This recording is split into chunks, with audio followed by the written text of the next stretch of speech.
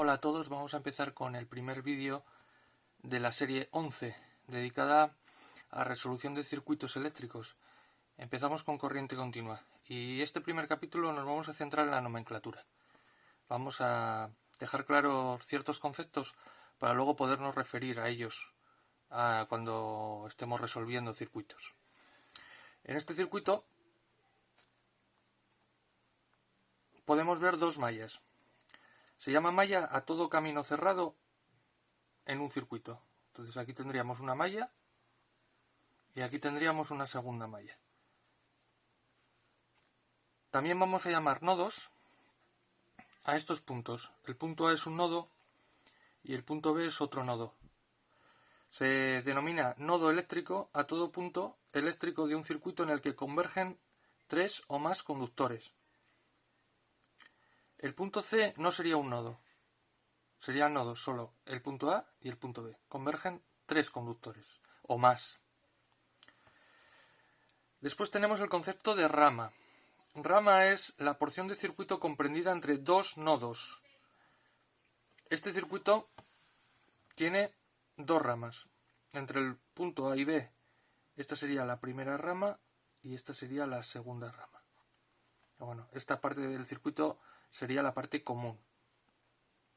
Generalmente hablamos de ramas cuando contienen receptores. Bueno, propiamente dicho, aquí habría tres ramas para ser estrictos. Una rama sería esta y otra esta. Y hablamos de corrientes de malla. Corrientes de malla son las corrientes que circulan alrededor de toda la malla. Generalmente, con los sentidos de malla los prefijamos nosotros.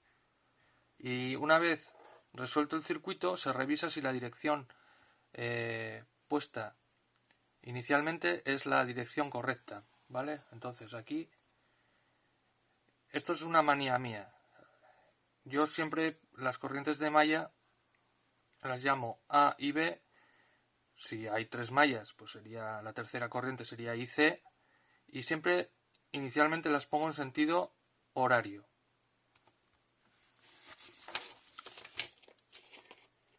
Vale, en este caso las corrientes de rama son las corrientes que van por las ramas. Tenemos tres corrientes de rama, I1, I2 y I3. Y van a quedar en función de las corrientes de malla. En este caso, IA y B son corrientes de malla. I1, I2 y I3 son corrientes de rama.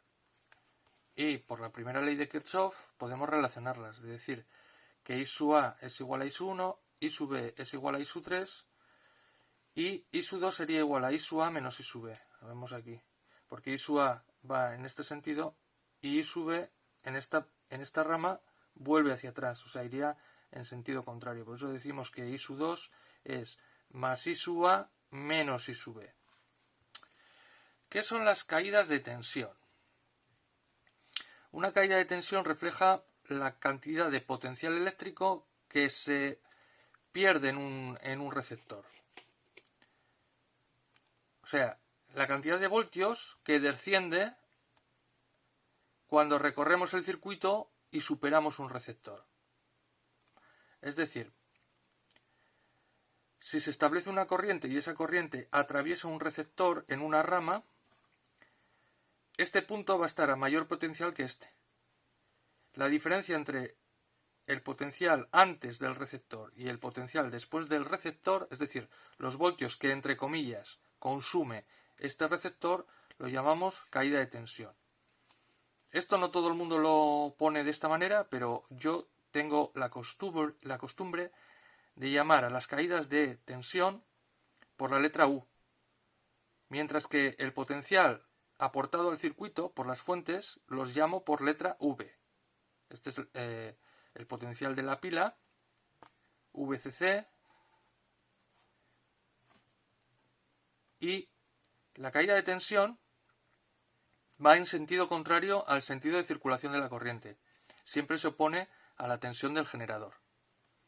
Y se puede calcular por la ley de Ohm como caída de tensión en el receptor 1, R1, al producto de R1 por la corriente que atraviesa el receptor. Sería la corriente de la rama esta.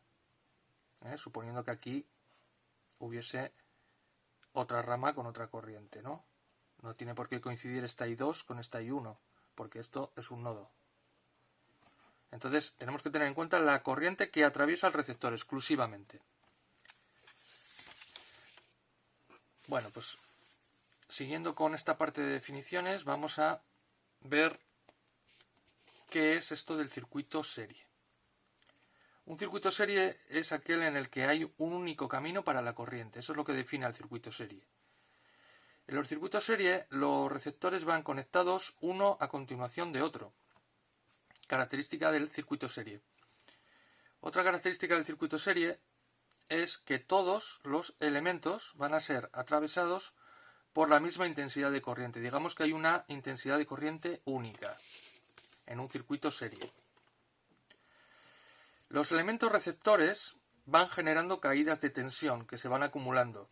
Entonces la suma de todas estas caídas de tensión van a ser iguales a la tensión generada, a la tensión aportada por los generadores. Esto es una manera de expresar la segunda ley de Kirchhoff o ley de tensiones en las mallas. Como vemos aquí, esto sería un ejemplo de circuito serie. Aquí hay dos generadores en serie, el voltaje se suma y hay tres receptores, una resistencia, una bombilla y un motor.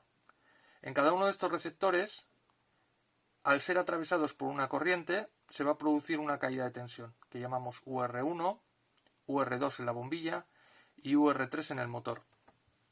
Bueno, pues a lo largo de la malla consideramos como positivas las tensiones aportadas, siempre y cuando la polaridad de la pila vaya a favor del sentido de corriente, y las caídas de tensión tienen signo negativo.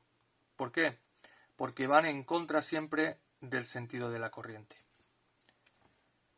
Entonces, en un circuito serie, la rotura de un solo elemento, cualquiera del circuito, interrumpe por completo el paso de la corriente al resto de elementos. Vamos a contraponerlo al concepto de circuito paralelo. A ver cómo meto esto. Ahí. Circuito paralelo. Circuito paralelo es aquel en el que la tensión de la fuente o de las fuentes se aplica por igual a todos los receptores. Sería esto. La tensión de la fuente se aplica por arriba el positivo a todos los elementos por igual y por abajo el negativo a todos los elementos por igual. Este sería un circuito paralelo de tres ramas, o de tres receptores, mejor dicho. Bien,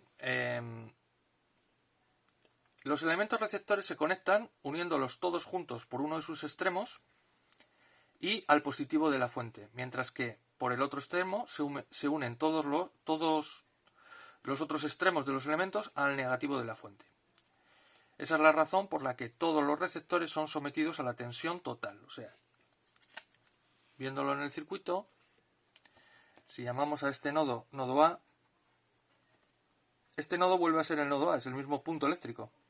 Y este punto de aquí vuelve a ser el punto A eléctrico. Están todos a la tensión más VCC. Toda esta parte del conductor está a una tensión de más VCC voltios. Si a este nodo lo llamamos punto B, que sería el mismo que este, punto B, o esto, que aunque no sea un nodo, el punto eléctrico está al mismo potencial, punto B, y referenciamos el circuito a masa aquí, vamos a considerar entonces, por estar conectado a masa, que toda esta parte del circuito, del negativo de la pila y toda la parte inferior, va a estar a 0 voltios. Por lo tanto, ¿qué diferencia de potencial hay entre A y B? VCC. ¿Qué diferencia de potencial hay en extremos de la bombilla, de esta segunda bombilla? VA menos VB, que es VCC.